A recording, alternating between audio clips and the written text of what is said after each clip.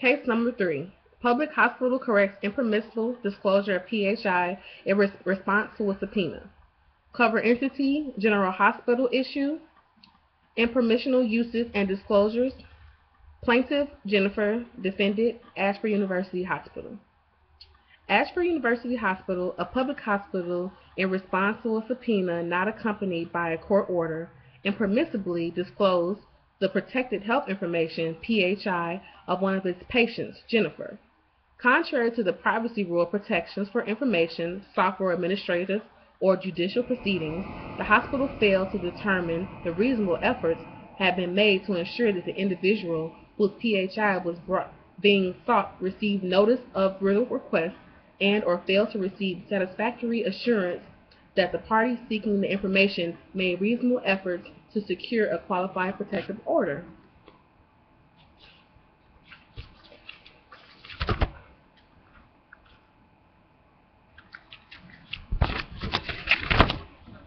The court hereby finds the defendant, Ashford University Hospital, is guilty of releasing the PHI information of the plaintiff, Jennifer. These charges are on violation of health information privacy and HIPAA. This information should have not been released because there is no justifiable reason for the Ashford University Hospital to release the PHI. There are two particular details that support the verdict. The first reason is the subpoena did not come from the court system. The other reason is that the organization requested information did not provide a reasonable confidentiality report signed by the plaintiff. This situation could have been easily avoided by the defendant if they would have requested the release from the organization or contacted the plaintiff to gain permission to release the PHI. They did not honor the privacy policy or the HIPAA regulation mandated by the government. There is no justifiable reason for the hospital or the staff to release the defendant's hospital records or PHI without permission, and therefore they should be responsible for compensating the defendant. As the plaintiff requested, AU Hospital needs to make sure that the HIPAA privacy rules are being enforced and all employees are educated and trained on the rules and regulations in hospital procedures. The hospital needs to ensure the plaintiff's information is not being released at all times.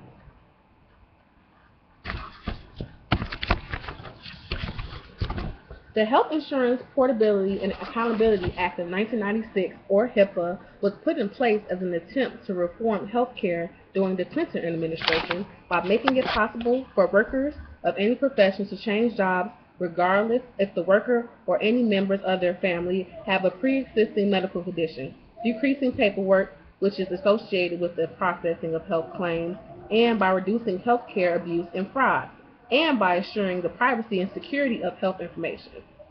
HIPAA standards for privacy of individually identifiable health information or privacy rule includes restrictions which protects the confidentiality and security of health information and determines a criterion to protect the confidentiality of individually identifiable health information that is maintained or transmitted through electronic means in association with certain administrative and financial transactions such as financial situations such as electronic transfer of health insurance claims. The covered entity in most cases is required to obtain an individual's authorization prior to disclosing any health information, and in most circumstances, the patient or legal representative of the patient controls the disclosure of PHI to any third party. There are some situations in which agencies or covered entities have the right or legal obligation to access or obtain PHI. But in this case, the organization had no justifiable reason to release the PHI from the plaintiff, Jennifer, so they should be held responsible and compensate her in any means. Thank you.